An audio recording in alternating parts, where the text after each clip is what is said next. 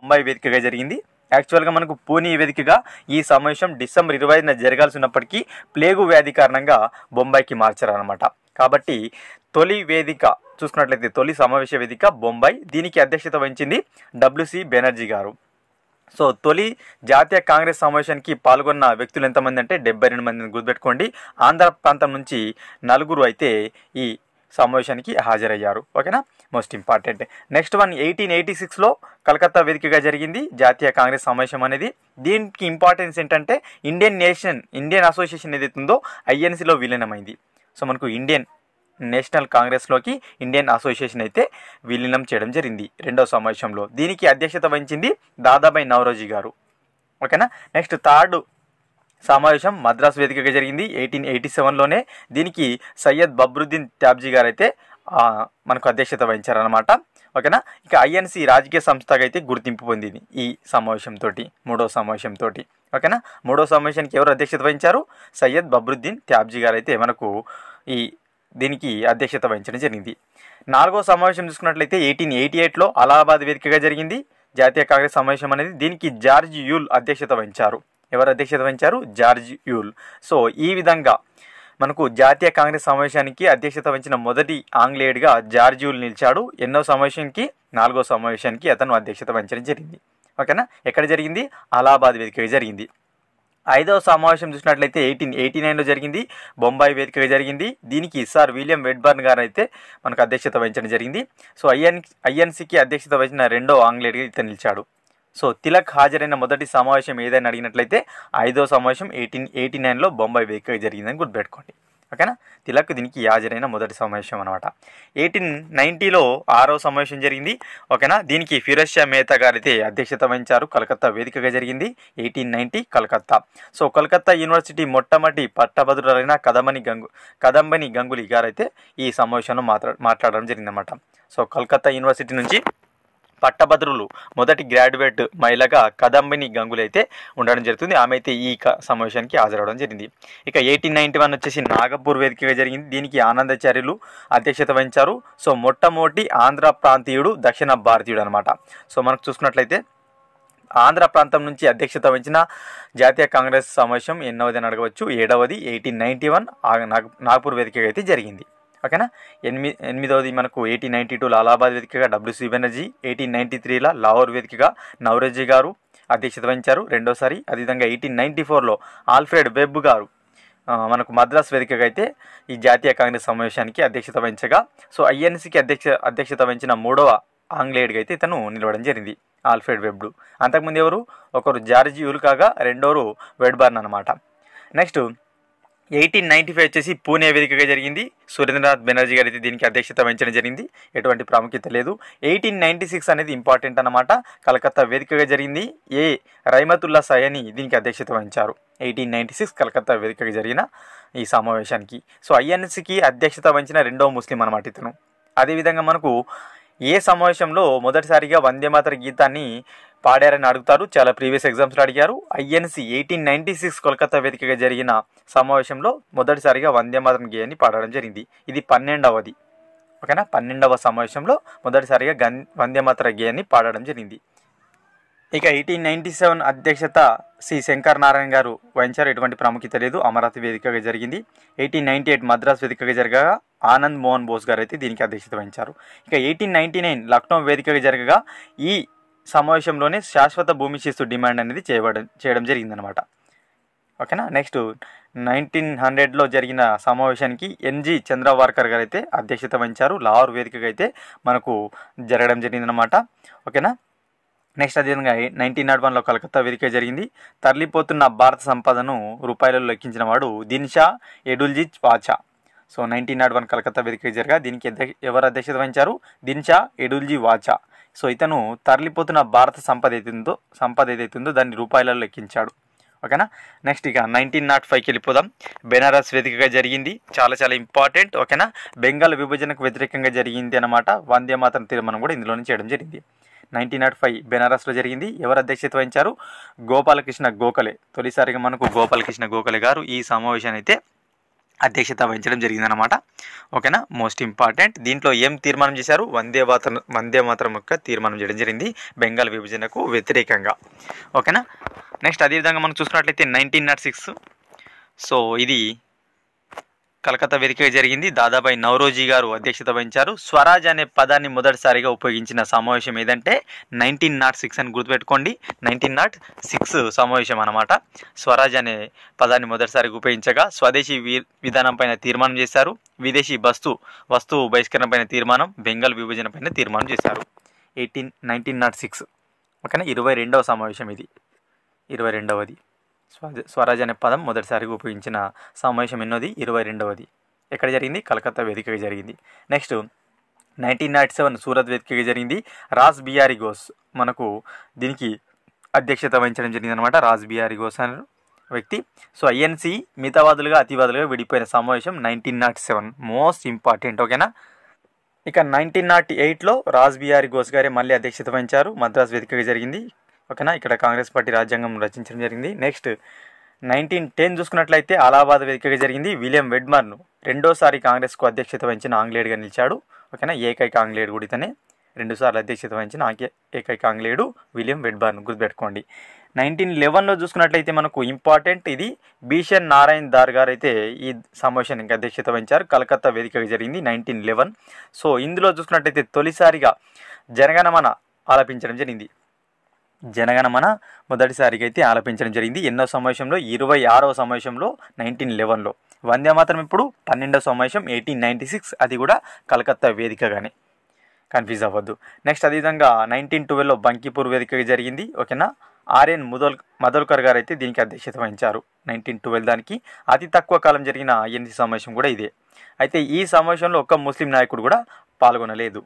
ఏ సమావేశంలో ఒక్క ముస్లిం నాయకుడు పాల్గొనలేదు? ఆ సమావేశం ఏదైనా అడిగినట్లయితే 1912 అని గుర్తుపెట్టుకోండి. 27వ సమావేశం బంకీపూర్ వేదిక జరిగింది. నెక్స్ట్ ఏ సమావేశంలో అత్యధికంగా ముస్లిం పాల్గొన్నారంటే మనకు చూసుకున్నట్లయితే 28వ సమావేశానికి 1913 కరాచీ వేదిక జరిగింది. సయ్యద్ అహ్మద్ బహదూర్ గారు అయితే దీనికి అధ్యక్షత వహించారు. అధికంగా ముస్లింలు అయితే పాల్గొన్నారు 1913 కరాచీ వేదిక జరిగిన సమావేశానికి. ఇంపార్టెంట్. నెక్స్ట్ వన్ 1916 సమావేశం మోస్ట్ ఇంపార్టెంట్. అతివాదులు మితవాదులు కలిసిపోయిన సమావేశం లక్నో సమావేశం 1916. ప్రీవియస్ చాలా ఎగ్జామ్స్లో అడిగారు. ఓకేనా, 1916లో మనకు కలిసిపోవడం జరిగిందన్నమాట. దీనికి అధ్యక్షత వహించింది ఏసీ మజుందార్ గారు. ఓకేనా, అదేవిధంగా కాంగ్రెస్ ముస్లిం లీగ్ పార్టీలు లక్నో ఒడంబడికని కూడా చేసుకోవడం జరిగింది. ఓకేనా, 1906లో విడిపోతే మనకు 1907లో విడిపోతే 1916లో కలవడం జరిగింది అతివాదులు మితవాదులు. ఓకేనా, ఇంపార్టెంట్ అన్నమాట. సూరత్ వేదికగా విడిపోతే మనకు లక్నో వేదికగా అయితే కలవడం జరిగింది. అదేవిధంగా 1917లో అనిబిసెంట్ గారు అయితే అధ్యక్షత వహించారు. కలకత్తా వేదిక జరిగింది. మొదటి మహిళా అధ్యక్షురాలు అనమాట. అనిబిసెంట్ అధ్యక్షత వహించిన సమావేశం ఏది? 1917 సమావేశం అనిబిసెంట్. ఓకేనా. నెక్స్ట్ 1919లో మోతీలాల్ నెహ్రూ గారు అయితే దీనికి అధ్యక్షత వహించారు. మొదటగా మహాత్మా గాంధీకి జై అనే నినాదాన్ని ఇవ్వడం జరిగిందనమాట. నెక్స్ట్ అదేవిధంగా 1920 కలకత్తా వేదిక జరిగింది. లాలా లజపతి రాయ్ గారు తొలిసారిగా దీనికి అధ్యక్షత వహించారు. గాంధీజీ యొక్క సహాయ నిరాకరణ ఉద్యమానికి తీర్మానంకి ఆమోదించడం జరిగిందనమాట. ఓకేనా. నెక్స్ట్ ఇక్కడ నుంచి గాంధీ యుగం ప్రారంభమైంది. నెక్స్ట్ అదేవిధంగా 1920 చూసుకున్నట్లయితే అదే సంవత్సరంలో మరొకటి జరిగింది. సి విజయ రాఘవచారి గారు అయితే అధ్యక్షత వహించారు. నాగపూర్ వేదిక జరిగింది. కాంగ్రెస్ రాజ్యాంగాన్ని మార్చారు. సహాయ నిరాకరణకి ఏదైతే ఉందో దానికి ఆమోదం తెలపడం జరిగింది. సభ్యత్వ రుసును కూడా 4 ఆనాలకు తగ్గించారు. 1921 వచ్చేసి హకీం అజ్మల్ ఖాన్ మనకు చూసుకున్నట్లయితే అధ్యక్షత వహించడం జరిగింది. సిఆర్ దాస్ జైలు ఉండడంతో, చిత్తరంజన్ దాస్ జైలు ఉండడంతో హకీం అజ్మల్ అయితే అధ్యక్షత వహించారు. అహ్మదాబాద్ వేదిక జరిగింది. ఓకేనా. సో పూర్ణ స్వరాజ్ అనే దాన్ని అయితే ప్రతిపాదించడం జరిగింది. ఓకేనా. నెక్స్ట్ 1922 వచ్చేసి సిఆర్ దాస్ గారే మనకు దీన్ని అధ్యక్షత వహించారు. 1922 గయా వేదిక జరిగింది. స్వరాజ పార్టీ స్థాపన, కౌన్సిల్ ఎంట్రీ తీర్మానం వంటివి అయితే ఇక్కడ ప్రతిపాదించడం జరిగింది. 1923 ఢిల్లీలో మళ్ళీ ప్రత్యేకంగా అయితే సమావేశం అవడం జరిగింది. అబ్దుల్ కలాం ఆజాద్ అధ్యక్షత వహించిన సమావేశం ఇది 1923 సమావేశం. పిన్న వయసులో ఐఎన్సీకి అధ్యక్షుడైన వ్యక్తి ఎవరంటే అబ్దుల్ కలాం ఆజాద్ అని గుర్తుపెట్టుకోండి. 1923 సమావేశం. ఓకేనా. అఖిల భారత ఖాదీ బోర్డు కూడా ఏర్పాటును సూచించిన సమావేశం 1923 సమావేశం. బెల్గాం సమావేశం మహాత్మా గాంధీ మనకు అధ్యక్షత వహించిన ఏకైక సమావేశం 1924 ప్రీవియస్ ఎగ్జామ్స్లో అడిగారు. బెల్గాం వేదికగా జరిగింది. చట్టసభలలో ప్రవేశ తీర్మానం ఆమోదం, ఐఎన్సీ సభ్యత్వానికి కనీస అర్హత నేత పని రావడం, గాంధీజీ అధ్యక్షత వహించిన ఏకైక సమావేశం ఇది.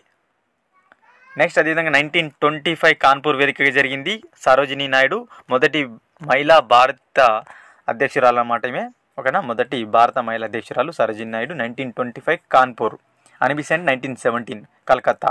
నెక్స్ట్ 1926 గౌహతి వేదికగా జరిగింది. శ్రీనివాస్ అయ్యంగార్ ఐఎన్సీ సమావేశంలో పాల్గొనటకు ఖాదీ దుస్తులు ధరించడం అనేది తప్పనిసరిగా చేశారు 26 నుంచి. నెక్స్ట్ 1927 మద్రాస్ వేదికగా జరిగింది. ఎంఏ అన్సారీ గారు అధ్యక్షత వహించారు. సైమన్ కమిషన్ బహిష్కరణకు సంబంధించిన తీర్మానాన్ని ఆమోదించారు దీంట్లో. ఓకేనా. నెక్స్ట్ అదేవిధంగా 1928 కలకత్తా వేదికగా మోతీలాల్ నెహ్రూ రెండోసారి అధ్యక్షత వహించారు.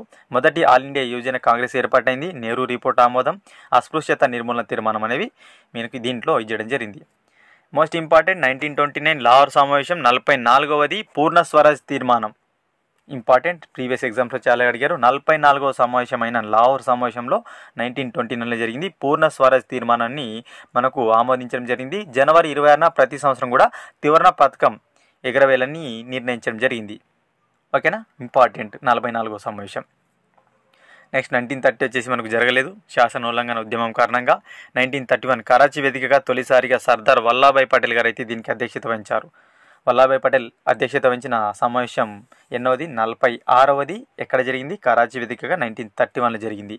గాంధీ ఇర్విన్ ఒడంబడిక ప్రాథమిక హక్కుల డిమాండ్ చేయబడ్డాయి అన్నమాట. ఓకేనా. నెక్స్ట్ అదేవిధంగా జాతీయ ఆర్థిక ప్రణాళిక తీర్మానం కూడా ఆమోదం చేయడం జరిగిందన్నమాట. నెక్స్ట్ 1933 చూసుకున్నట్టయితే కలకత్తా వేదిక జరిగింది. నళిని సేన్ గుప్తా గారు 3వ మహిళ, అదేవిధంగా 2వ భారత అధ్యక్షురాలు అన్నమాట, మహిళా అధ్యక్షురాలు. ఓకేనా, నళిని సేన్ గుప్తా 1933లో కలకత్తా వేదికగా మనకు అధ్యక్షత వహించడం జరిగింది. అదేవిధంగా మనకు చూసుకున్నట్టయితే 1935 వచ్చేసి భారత ప్రభుత్వ చట్టం ప్రకారం ఎన్నికలు నిర్వహించాలని బ్రిటిష్ వారు నిర్ణయించుకున్నారు. సో దానికి అనుగుణంగానే మనకు ఈ సమావేశం అయితే తీర్మానం చేయడం జరిగింది. 1935 ఎవరు కూడా అధ్యక్షత వహించలేరు. 1936 నెహ్రూ గారు తొలిసారిగా అధ్యక్షత వహించారు. సో భారత ప్రభుత్వ చట్టాన్ని వ్యతిరేకిస్తూ తీర్మానం చేయడం జరిగింది. సామ్యవాదం అనే పదాన్ని మొదటిసారిగా ఉపయోగించారు 36 సమావేశానికి. నెక్స్ట్ ఇక 37 మోస్ట్ ఇంపార్టెంట్. ఓకేనా, ఫైజాపూర్ వేదిక జరిగింది. జవహర్ లాల్ నెహ్రూ గ్రామంలో జరిగిన ఏకైక సమావేశం ఇది. ఓకేనా, గ్రామాలలో జరిగిన ఏకైక సమావేశం ఇది 1937 సమావేశం. 52వది ఫైజాపూర్ వేదిక జరిగింది. నెహ్రూ గారు అధ్యక్షత వహించారు. నెక్స్ట్ అదేవిధంగా సుభాష్ చంద్రబోస్ అధ్యక్షత వహించిన మనకు సమావేశం ఏదంటే 1938 53వది హరిపూరాలో జరిగిన సమావేశానికి సుభాష్ చంద్రబోస్ గారు అయితే అధ్యక్షత వహించారు.